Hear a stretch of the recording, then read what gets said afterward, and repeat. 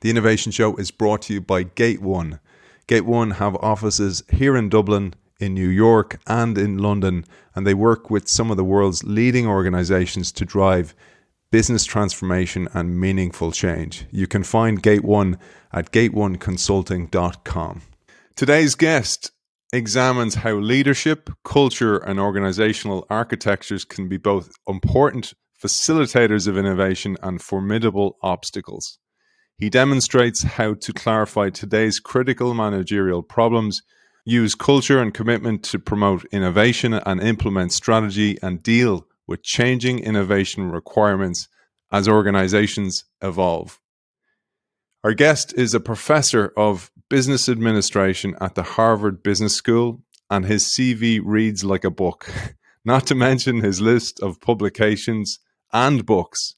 I'm so happy to say that he's agreed to partake in this multi-part series for the Innovation Show.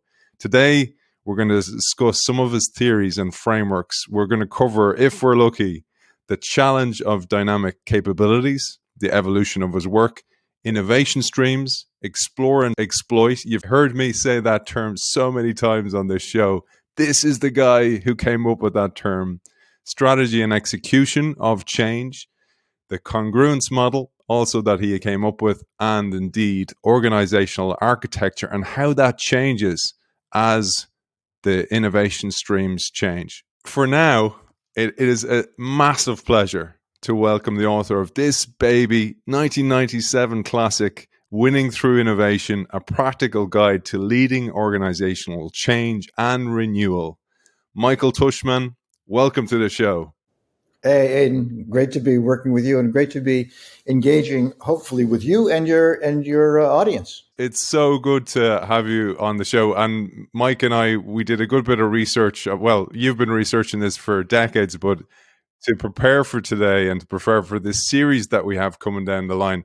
And I have to admit to you, Mike, when I first came onto the call, I was expecting you to look like the Roman god Janus with one eye facing forward and one facing back. And that'll become apparent to our audience why we're talking about that. But maybe I thought we'd start by firstly giving context to this series and indeed what we hope to cover and the origin of your work, because you have worked for a long time with your partner and your co-author, Charles O'Reilly, an Irishman, of course, and maybe you'll give a little bit of context of that, and indeed Andrew Binns, who's going to join us later on in this series. Great, Aidan. So great to be with you. Just in terms of context, Charles and I have been working together on this question of innovation, leadership, culture, organization, architecture, and change since we've been in the field. Both Charles and I are engineers by background, and we've been grappling with the fundamental question of why fantastically competent technical organizations almost always fail at transitions in their environment. I'll let Charles talk personally when he's in the next segment, but I was double E, and I got into this field because at the time I worked for the number one test equipment company on the planet, at that time Genrad. And while I was there, this great firm promptly failed. And my model at the time was you have a bunch of engineers, really distinguished engineers. This is kind of a bulletproof recipe for success. Great engineers doing important stuff. I was working in one of those organizations, and at what I now realize, at one of these transitions, Genrad couldn't deal with what Charles and I now call exploration. And my carpool friends, I went back and forth to work to Genrad with a bunch of engineers, and they were like out of a job. All of a sudden, these great engineers were out of a job. And I was considering a career in engineering, and I said, man, something's going on here. And I left engineering, and I've been now studying this and researching this and consulting on this and teaching this now for, I don't know, maybe 40 years. I think I now have a point of view that I can discussed with my carpool friends so many years ago as to what happened to Genred. And basically, what I spent my career doing is helping leaders deal with technical transitions proactively as opposed to reactively. And that is kind of a happy thought, Aidan.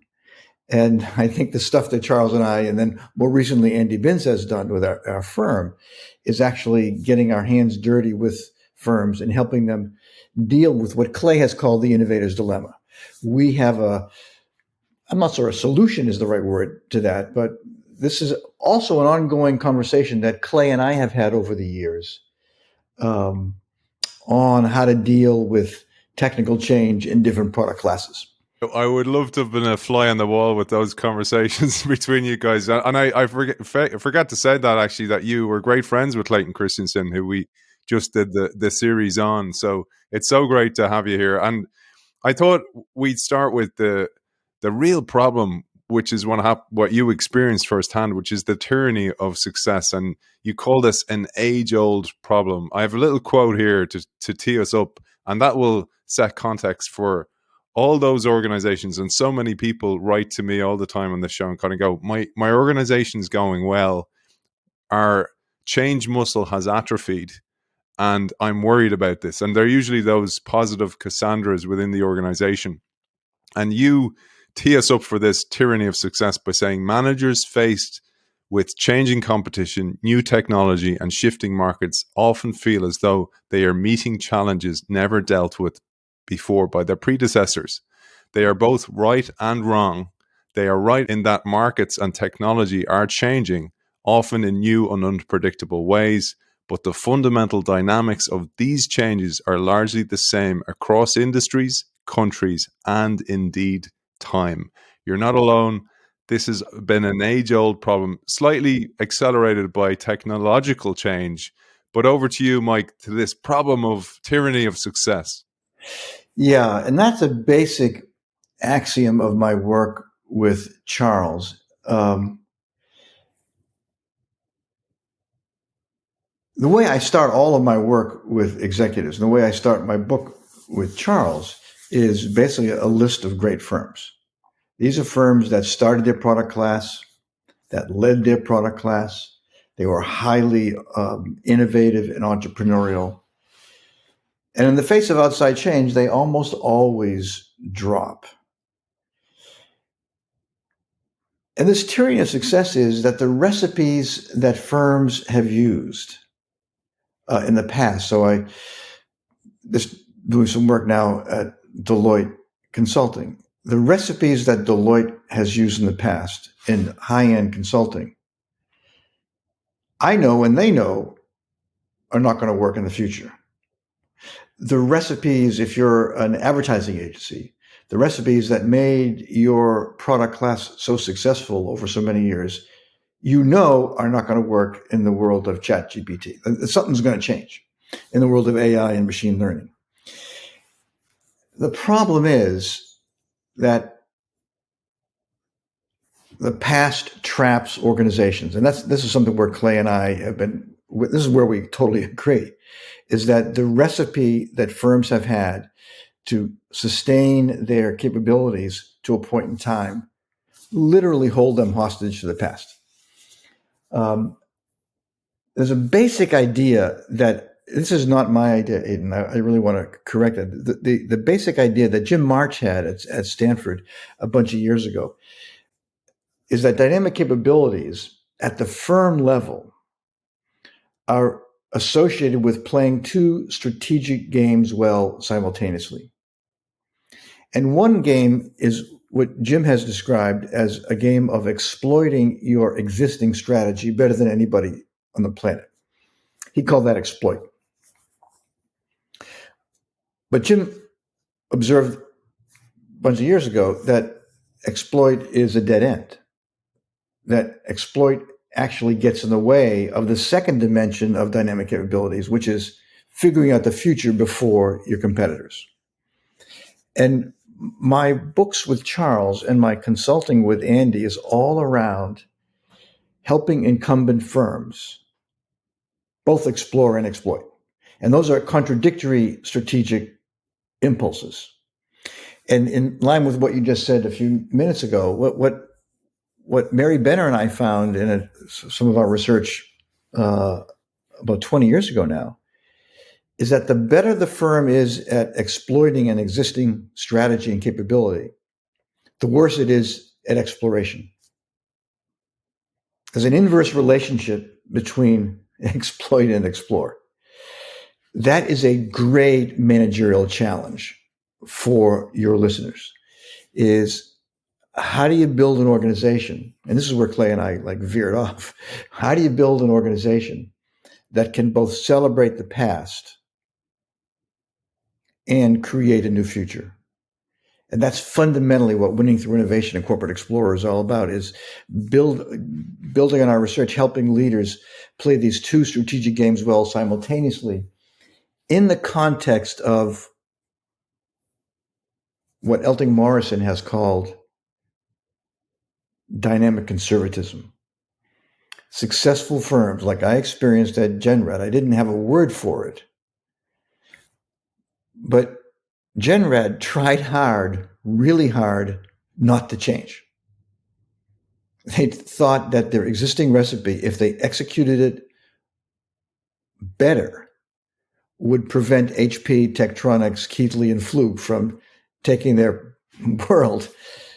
And this dynamic conservatism is both great in the short term and a disaster in the long term. And so that's one of the things I want to engage with you on, is how do you deal with a capability that is successful for today, but will get in the way of tomorrow? And that's what I want to get out in the course of our 3 or 4 sessions, is our way of doing that. I'd be absolutely honored. And I wanted to just make it clear as well, because there can be a little bit of like this camp or that camp, for example, what does Tushman and O'Reilly say about innovation versus what does Christensen say?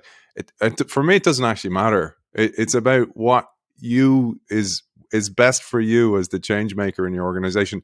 And what I loved about our engagements is you don't see it that way either. You don't see it as competition. You see it as complementary. And I thought maybe just we might be clear and kind of go where exactly what Clay's world was versus yours, and then we can dive into the challenge of dynamic capabilities, because I absolutely love this book, and this is only the first of a lot we're going to cover. Michael has written many papers behind me here on the library. For those who are watching us, I sourced down books that were out of print. I found out papers that you co-authored with Rebecca Henderson, for example, in Harvard. You've so many papers out there, and you've researched the heck out of all this. So you've really rinsed everything out of all the content, and we're going to get as much out of it as possible. But maybe we'll just clarify that before we go into the evolution of your work. Yeah. The only difference between the work that Clay and his students and my work with my students and Charles, the only difference is like, how do you do this explore and exploit? There's no debate on should a firm do it. It's like how to do it. And our recipe, as you'll hear over this session and the next one, is what we call structural ambidexterity. It is not spinning out, except that there's nothing to leverage. Our point of view is, if there's nothing to leverage, then you spin the explore thing out.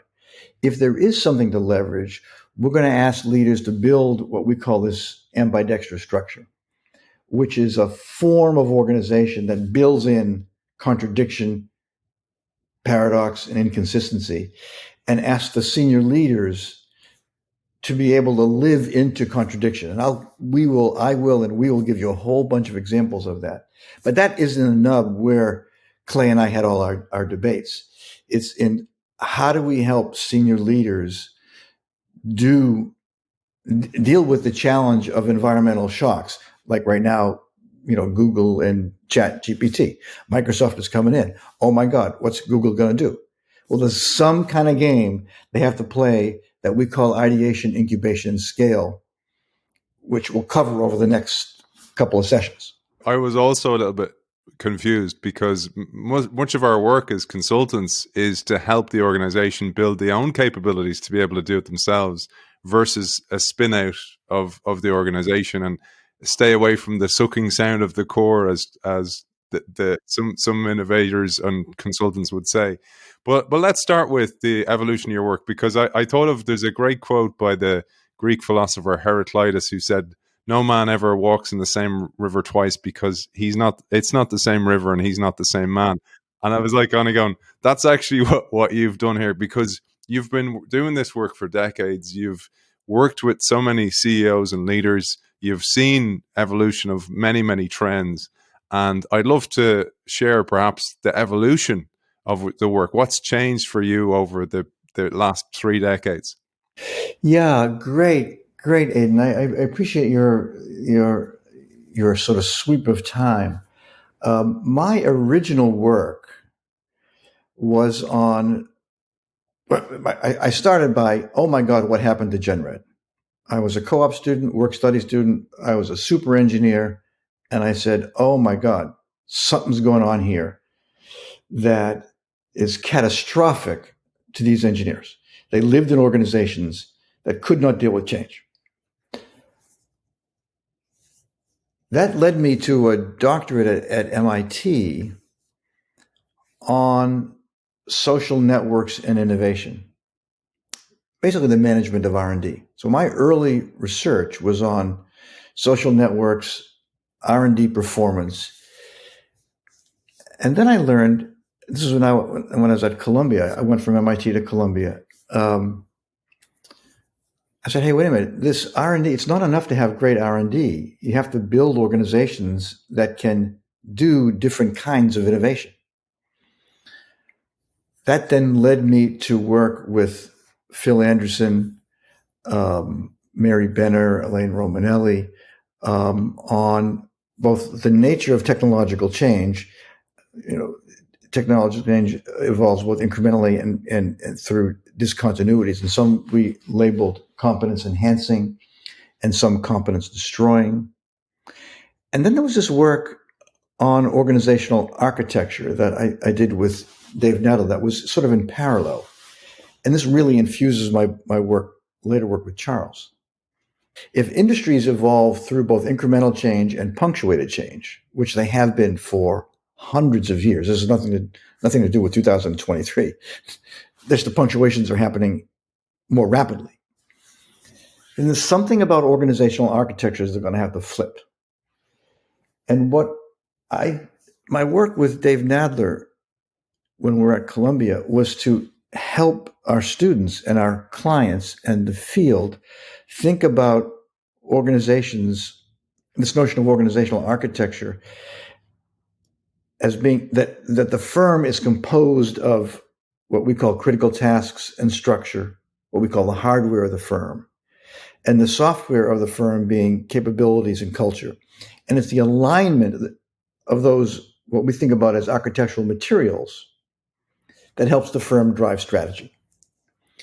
So early on, it was sort of this meshing of R&D, hey, the nature of technological change, connected to organizational architectures, that led to then my work with Charles on, hey, wait a minute, the architecture required for exploit is different and inconsistent than explore. That then led to what we now call ambidexterity. That work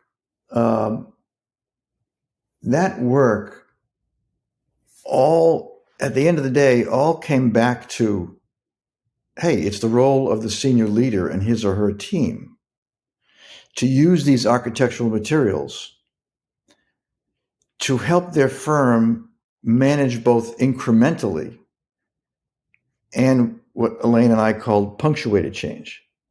That is, what we posited, like in the early 90s, was that organizations, those that make it to the future, don't evolve through incremental change. Rather, they evolve through both incremental change and punctuated change. And so a good portion of our work has been on helping managers lead revolutions. That's what I think about as a punctuated change, where the whole architecture flips. And those flippings are done, we'll talk later on, after you do ideation and incubation. Someplace in there is the future. And you choose one of these and lead through a revolution so that, for example, my institution, Harvard Business School, we've been doing one thing for 100 years. We do the case method, and we require our students to come to campus, and we have a faculty in front of the room, and we do the case method. Well, that's not going to get us to the future. We have to do that. We now call that exploit, or Jim called that exploit, and explore into what we're doing now, Aidan, to delivering content online to a completely different student that Harvard has never touched before.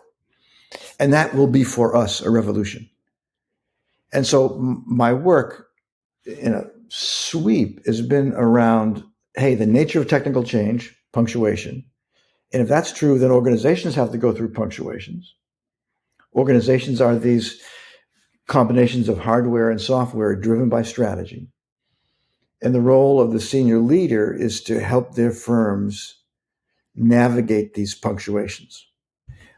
One of the things we found more recently, Aidan, is this notion of identity.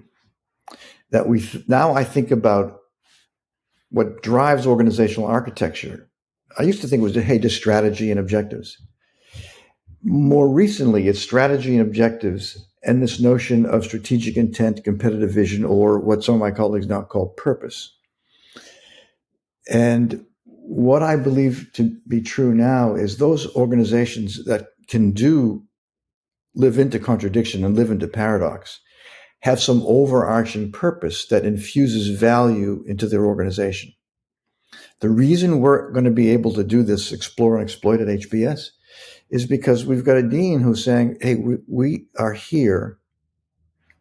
What we do is we create leaders who make a difference in the world. And that overarching identity will help us to do old-fashioned HBS and this new HBS. So my current work is around this notion of purpose and identity and infusing value into the organization.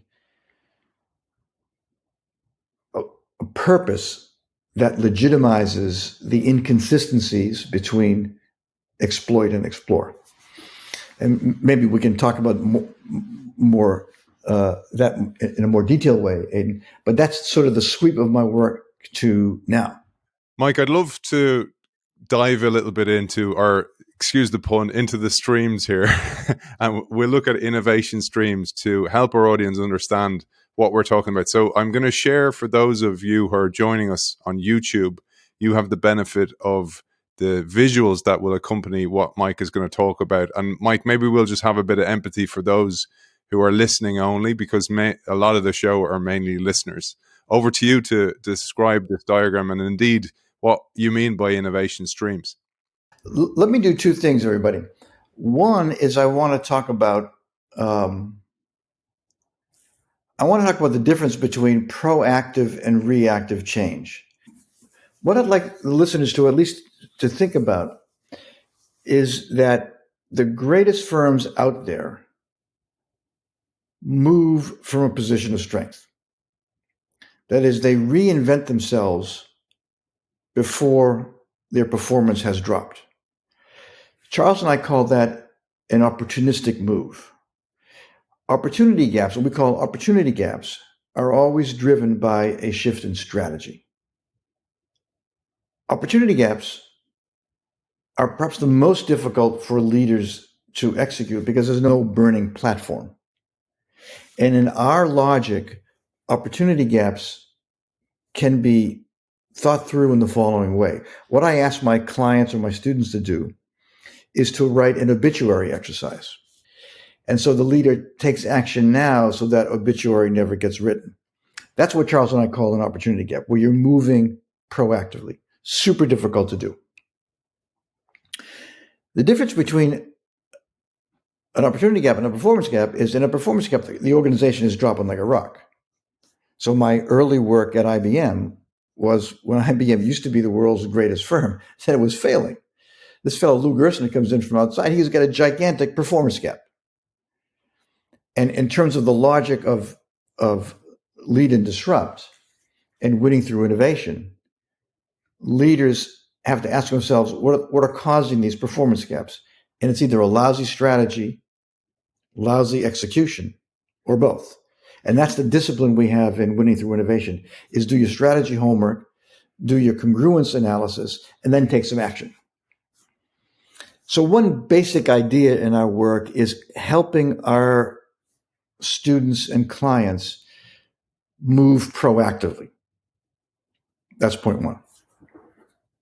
And what my observation is to you all you listeners, if you don't move proactively, today's opportunity gap becomes tomorrow's performance gap.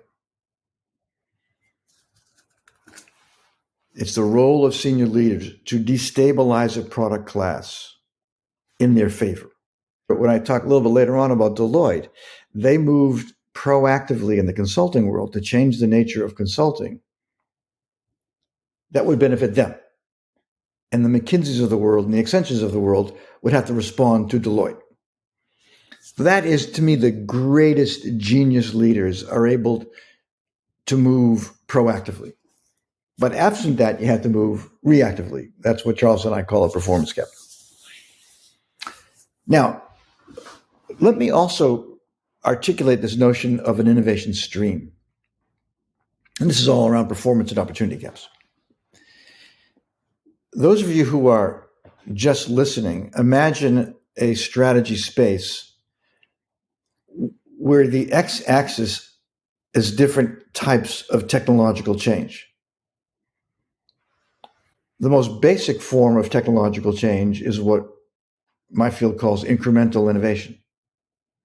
You're on an existing technical trajectory and you move incrementally. It's bells, buzzers, whistles, different ways of doing the same thing better and better and better. So at HBS, this is personal to me. While I was chair of our advanced management program, we built a different building for AMP. But the building, it was incremental change. The seats are better and the projection is better and the chalk is better. But it's incremental innovation. It's delivering the same technology in delivering content. You get a professor in front of the room and he or she is engaging with people who come to that room. That's incremental change. It's not no change, but it's incremental.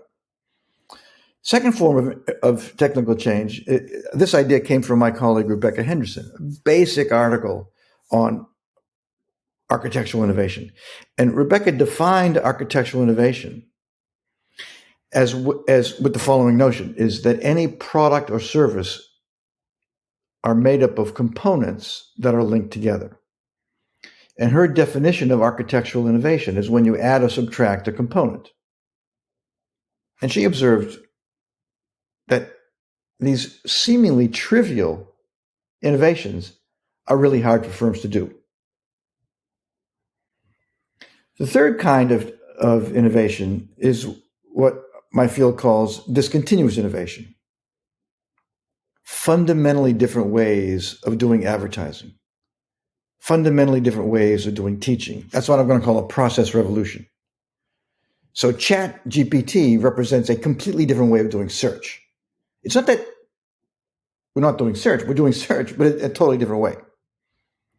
Or what we're doing now, Aidan, is I'm lecturing, but not with students in my class. I'm engaging students, colleagues, online. That's a process revolution.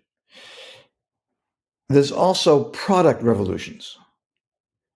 So when Uber comes up with mobility, that is a product substitution if I'm a taxi. If Novartis comes up with a completely different way of doing eye care, that's a product revolution. So on the right-hand side of this, or when Michelin comes up with a radial tire, that's just a plain old substitution. You can no longer sell bias white tires because radial completely is like totally better.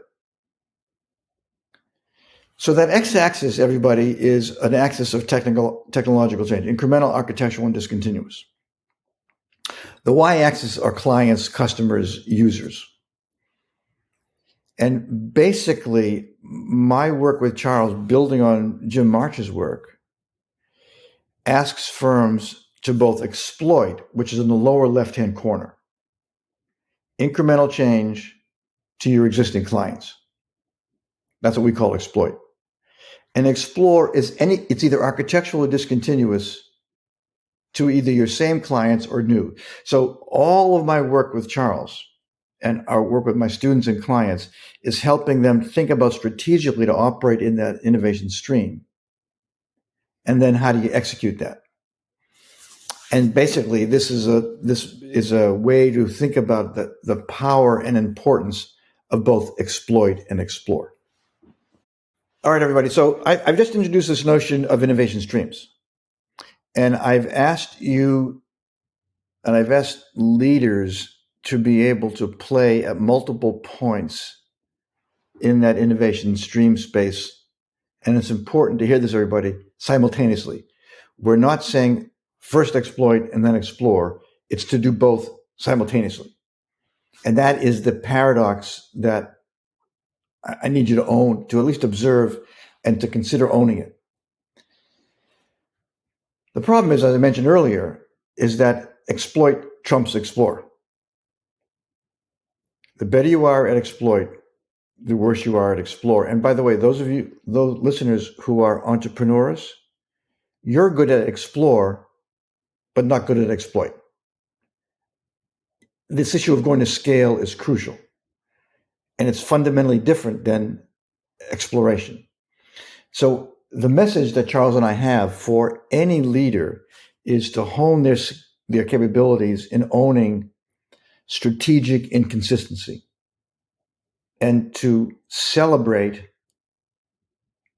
being consistently inconsistent with respect to strategy. Now, one way to do that, and we'll talk about others soon, is through this notion of identity. Who are you as a firm, and what do you do as a firm? I first learned about this but with this fellow, John Fisher. I have the honor to be the class of 42 professor at Harvard University. Class of 42 gave this money to the university. They had fought in the war. They came back and they graduated in 44, and then they gave a bunch of money. I have this chair. About 15 years ago, the class of 42 comes back to campus for their 65th reunion. 65 years after they graduate, a bunch of men show up. By the way, at that time, the school was a men's school. A bunch of men show up. And they asked me, because I have this chair, they asked me to talk, and I'm talking about my work. And John Fisher says, "Hey, Professor Tushman, that's great. Do you mind sitting down? I want to engage my colleagues." I sit down, and the slide that I want to get to you, Aidan, and I will just describe to those who are just listening. He put this slide up, everybody, and he said, in 1945, I left HBS and I went to Muncie, Indiana, to work for the Ball Corporation. And I spent my career at the Ball Corporation and retired a bunch of years ago. And he says to his group of colleagues, here's the history of the Ball Corporation. We were founded in like 1880, and we made wooden buckets. In the early 20th century, we got into the glass business, the Ball jar business. I became CEO, says John Fisher, in like 1970. And my first big strategic move was I went to the board and said, we got to buy this aerospace company. The board said, what are you talking about? We don't want to be a conglomerate. He said, no, we need the material science technology to make these tuna fish cans, metal cans. And then John held up this plastic bottle. He said, this plastic bottle is a Ball product. And so what you see here with the Ball Corporation is exploit, explore for decades. And this guy, John Fisher, has a recipe. And the work that Charles and I have done over the past 25 years is simply replicating what he told us. I'll get to that later.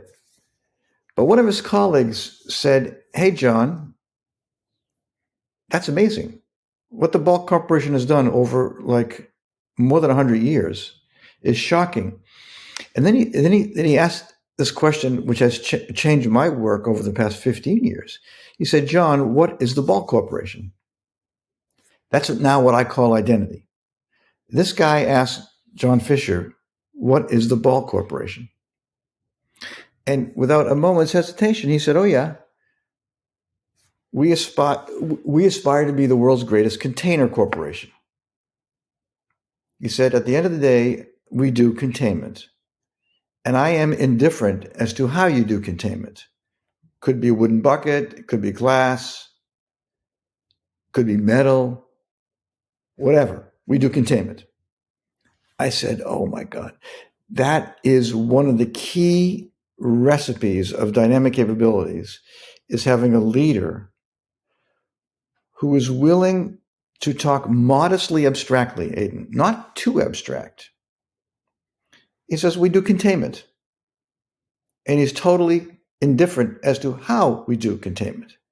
And that permits him to play what Charles and I call this ambidextrous game. Go into the board and say, we're going to buy this aerospace company. We're going to do it inorganically because we don't know how to do material science, and we're going to buy that capability. When the board said, what are you talking about? He said, oh, yeah, the next wave of containment is going to be material science. We need that capability now. So one of the key recipes on this dynamic capability stuff and structural ambidexterity is asking senior leaders to be comfortable with passion and modest abstraction, Aidan. So not just organizational architecture, which is hardware and software, but who are you and what do you do? And most of my clients and most of my students, senior leaders, who used to have passion when they were young, by the time they get to be at the C level, it's sucked out and they're just finance robots. That's not enough these days. There's nothing wrong with finance. There's nothing wrong with exploit. But you also have to explore, and that notion of identity, like purpose, is a piece of that. Many other examples. Satya Nadella talks about that right now at Microsoft. I did this work at Children's Hospital, CEO Sandy Fenwick. When I first met physicians from Children's Hospital, the first thing out of their mouths was, until every child is well. I can barely say that without like crying. I said, where did that come from? Oh yeah, we have the CEO of Children's Hospital in Boston. And the first thing out of her mouth in every meeting is not return on assets, not wait time, in the emergency room. It's until every child is well. And if a child happens to die on our watch, we've done the research so that the next child doesn't. This is an organization that is led by a leader who's comfortable with passion. And that seeps down through the organization. So that's a really key insight that I want to share with your colleagues. I absolutely love this. And one of the things I was so struck by reading your books is that looking back to the examples you were talking about back then, some of those organizations were successful even then, and they lost their way. And I think about that when you talk about dynamic capabilities and the ability to throw a net around the identity, regardless of, as Rita McGrath, our mutual friend, would say, the arena you're playing in, but it encapsulates it in some way.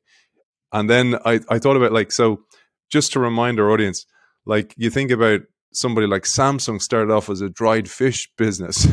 You think about Kia started off assembling bike parts, and you realize that those organizations, when they have this mindset, they can actually go anywhere. And this is the beauty of purpose. But as you're going to talk to us now in a bit, is identity and vision. They're all so important. And again, as you said, for me, growing up in an organization, I realized that when I got to the top of the ladder, I realized it was against the wrong wall. And I had no reason. I moved from a world of PowerPoint to a world of Excel. My job was a financial job, and I came to dislike it intensely. And this is what happens to so many of our audience, Mike. Yeah, yeah, yeah. Great.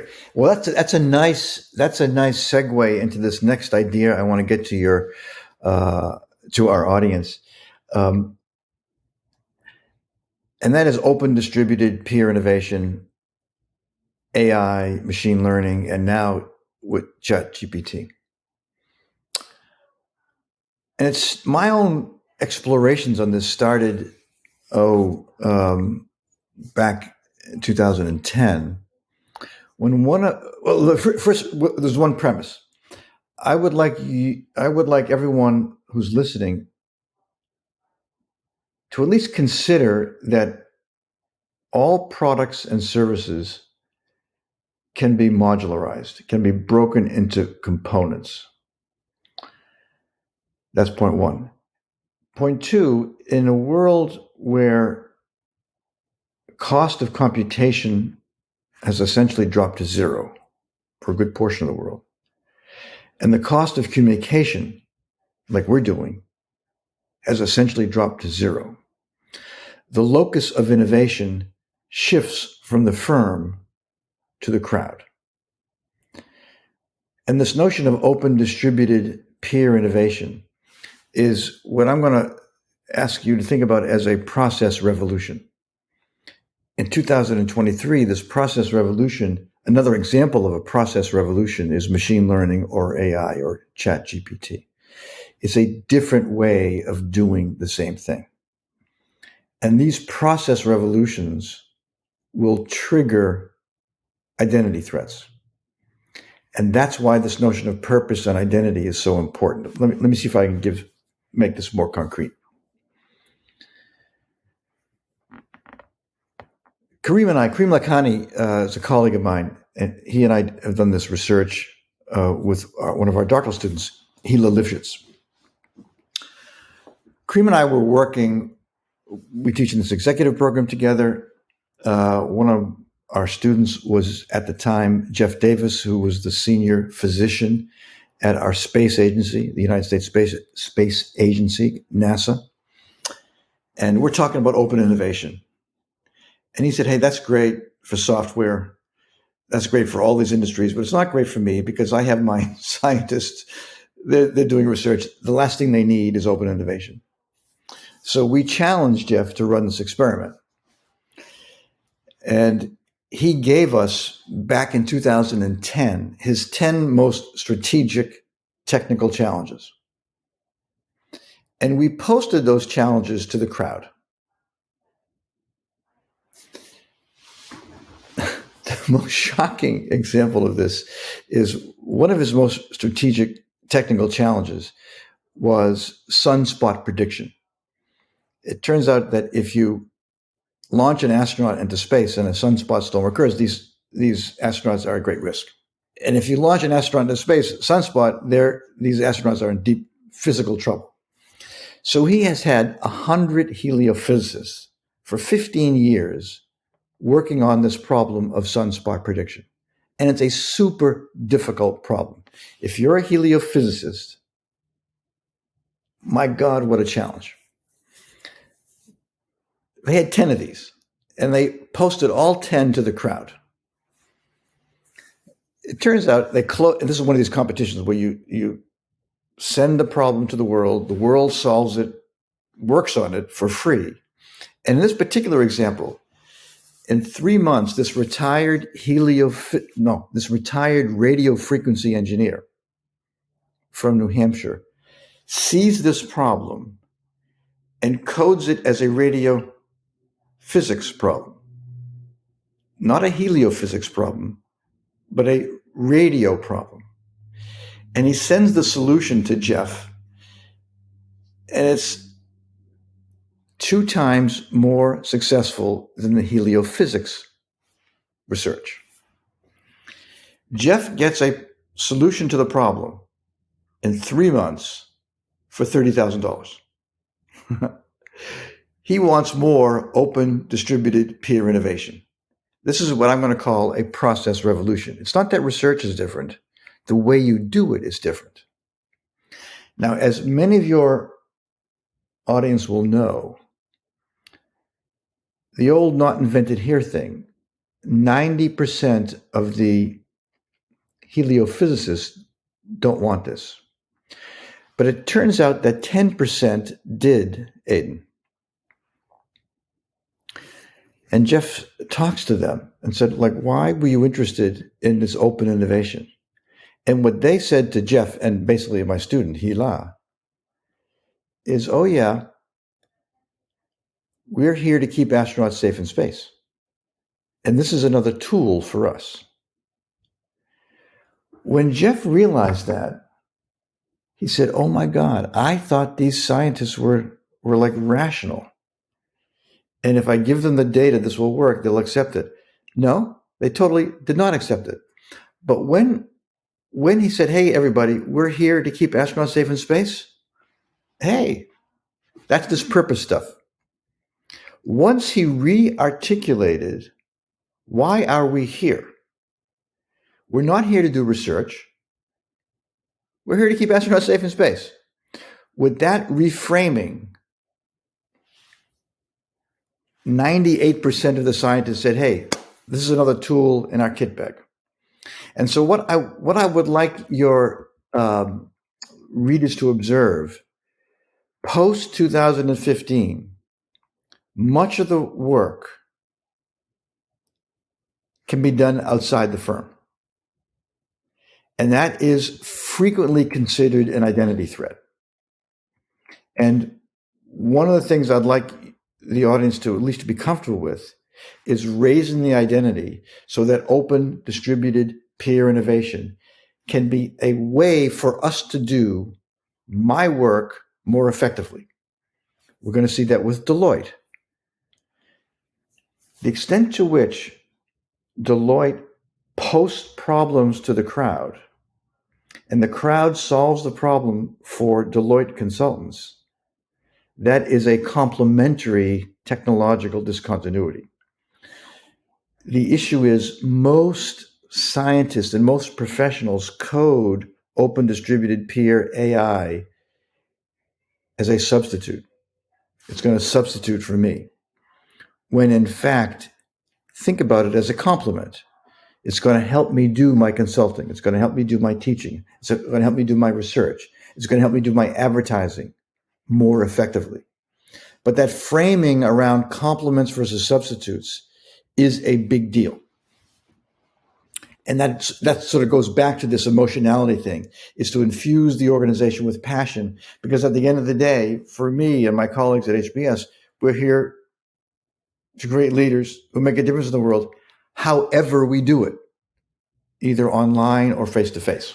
I was thinking there, Mike, about how I'm going to bring it back to winning through innovation, because you talk about that as well. Because one of the things so many of our audience will have experienced is the resistors to the change. And you talk a lot in the book about how vision can have a huge impact on that purpose, identity, but also then to include them, because oftentimes we go, well, no, get rid of those. I don't want to hear from those people, the naysayers, the laggards. I don't want to hear from them. But so many of the leaders you talk about that had success included them and gave them actually, in some cases, responsibility. Yeah. Yeah, that whole notion, and maybe we'll talk about it now or later, Aidan, of building a social movement. Where we'll go in the ambidexterity thing is ideation, incubation, creating all these exploratory things, and every once in a while going to scale in a way that gets a social movement to support it as opposed to reject it. And that's a really important thing that maybe Charles and I will talk about, and certainly Andy will talk about, that's the whole notion of the corporate explorer. It's sort of this top-down, bottom-up social movement so that Deloitte actually becomes a different kind of organization as opposed to getting the exploratory stuff squashed. So everybody, let me really nail this notion of what Charles and I call organizational architecture. All of the work that we have done in Winning Through Innovation and Lead and Disrupt and the Corporate Explorer starts with a business owner, somebody who owns the challenge, and he or she either has a performance gap or an opportunity gap. We're going to get at the roots of that by a language, a framework, a mental model that we think is not the best in the world, but certainly not the worst in the world. We just need our students and you in the audience need a way to think about how and why organizations work the way they do. One of them is the congruence model. It starts with locking on strategy is your basis of competition. And I don't want to spend a whole lot of time on that, but that's the start. All of our work starts with you having a strategy for your business unit, your division, your laboratory, your corporation. We now want to, and by the way, it's strategy, objectives, and purpose, these three axioms around which we want to build capabilities. On the throughput side, I want to think about inputs, throughputs, and outputs. On the throughput side is building organizational architectures. And the pieces of what we mean by organizational architecture, the components, that the architectural materials you have are what are the pieces of work you've got to get done as a leader, and how do those pieces of work differ in terms of uncertainty, and this notion of interdependencies. So if you're the dean at HBS, the pieces of work you've got to get done are the MBA program, which is pretty routine, and the doctoral program, which is completely non-routine. And so the dean has to organize the doctoral program differently than the MBA program because the work is so different. The second piece of work and critical tasks are interdependencies, mapping who does what to whom to get the product or service out the door. And to untangle pooled interdependence, which is I do my thing and Aidan, you do your thing, and Charles, you do your thing, versus sequential or reciprocal. I want to get into the organization by what's the work that a particular leader has to get done in his or her organization, with whom he has to work with, or she has to work with. That's this interdependencies. And by the way, circa 2023, these interdependencies are within the firm, with your peers, and outside the firm in the larger ecosystem. So the work you did with Ron Adner, and the work you did with Clay, and the work many of your interviewees is working and managing the ecosystem. The second component of the firm are skills, abilities, background, education, HR kind of considerations.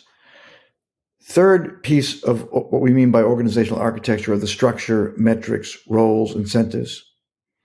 And the fourth piece of what we mean by organizational architecture is culture. And what Charles and I mean by culture are norms, values, social structure, and informal power. And we think about organizations as made up of the hardware of their firm, which are processes and structure, and the software of the firm, which is capabilities and culture. And it's the alignment of those choices. These are all choices that leaders have. Those choices need to be aligned with strategy. Its strategy drives organizational architecture. And if the strategy is going to shift because of this innovation stream stuff, then the organizational architecture has to shift. And all I want to get anchored right now as an introduction to Charles's session coming next is that both hardware and software are equally important, Aidan. And most leaders I have worked with focus on the hardware. Those who build strong cultures are those who focus on hardware and software. It's easy for someone to replicate your matrix structure. It's easy for someone to replicate your incentive scheme. It's way more difficult for someone to copy your culture. And all I want to say right now is that culture can be managed, culture can be shaped, and great leaders have the ability to be, in John Cotter's terms, managers, which is hardware, and leaders, which is software, all in service of the strategy and purpose. So that's this notion of organizational architecture. Charles will then talk about how to diagnose and shape culture. And then he and I will talk in the third piece of this series on, hey, wait a minute, the architecture for today is completely different than the architecture of tomorrow and inconsistent, and helping leaders manage that inconsistency, that paradox. Absolutely beautiful. I had a quote I was going to read out that I loved, but I absolutely loved what you just said there. I might read this quote because this is just give our audience an idea of the language that you use in the book, and it's so helpful. There's diagnosis tools in there. There's questions to ask yourself at different phases. It even helps you understand that, well, I need to hire different people for different types of innovation. I need to hire different types of people for different levels of where I am in my life cycle across the organization. It's absolutely fantastic. But a very quick quote, I couldn't resist just to close us off today. You say, ambidextrous organizations get today's work done. They nurture incremental innovation and increase congruence among strategy and existing structures, competencies, and culture. Ambidextrous organizations also help get tomorrow's work done. They couple incremental innovation with both architectural and discontinuous innovation. And this line I absolutely loved. Like a dying vine, the prior period of incremental change provides the compost for its own seeds, its own variants to thrive in the subsequent periods of ferment and in turn incremental change. Absolutely love that. It's love that. 1997, beautifully written, Mike. And we've so happy to have you on the show. So great to have you here today. And thank you for your time, and thank you for all the generosity in sharing the slides as well. It's an absolute pleasure. I look forward to, we're going to talk to Charles next, and then the two of you are going to come together, the team, and then we'll move on to Andrew Binns. Now, I know there's loads of books belong to Mike there behind me on the shelf, but I'm going to close you off on this one. Author of Winning Through Innovation, A Practical Guide to Leading Organizational Change and Renewal. Michael Tushman, thank you for joining us. Aidan, what a blast to work with you and to engage you on these ideas. Great to work with your audience, and looking forward to subsequent material on ambidexterity and leading large system change. Beautiful. With my left hand. I usually wave goodbye with my right. Right. Take care, man. You can help the Innovation Show by helping our sponsors. Our sponsor for this series is Gate One. Gate One are a consulting service that work with some of the world's leading organizations to drive meaningful change. They have offices here in Dublin, in New York, and in London. And you can find Gate One at gateoneconsulting.com.